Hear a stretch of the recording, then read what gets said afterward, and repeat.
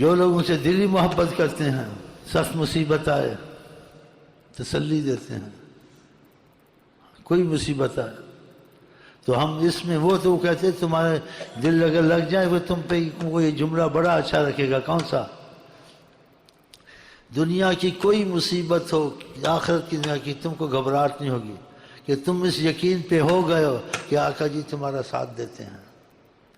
اس لیے کہنے والے جب کہتے ہیں جن کو یقین ہوتا ہے، جن کی بنی ہوتی ہے ان کے ساتھ، وہ کہتے ہیں پتہ کیا، ہم وہاں سے تسلی رکھتے ہیں،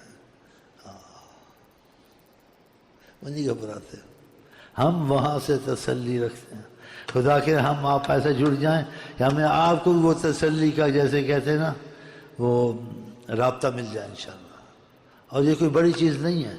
آقا جی بڑے سخی ہیں، لیکن ہم لوگ جو بے قدری کریں گے، بے قدری کی وجہ سے یہ نعمتیں ہاتھ سے جاتی ہیں۔ بے قدری دل میں نہ کریں، آج سے سچے غلام مصطفیٰ بن جائیں دل سے،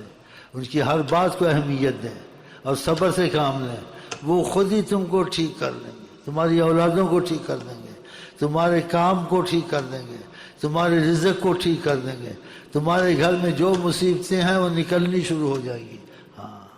وہ ہر چیز میں تمہارے پہ رحمت کی نظر کر دیں گے، وہ چیزیں خود ہونی شروع ہو جائیں گی جب تمہارا دل اور نیت صحیح ہو جائے گا حضرت محمد مصطفیٰ سے۔ دل نیت کو ہر کوئی نہیں جانتا ہے، آقا جی اس کو جانتے بھی ہیں اور اس کو ثبوت پیش کر دیتے جو اس نے کیا ہوتا ہے کہ تم نے ایسے کیا تھا، فلانے وقت یہ سوچا تھا، پھر ڈرتا بھی ہے، کانپتا بھی، مان بھی جاتا، اس کے اندر کی باتیں بتاتے ہیں اس کو، اندر کی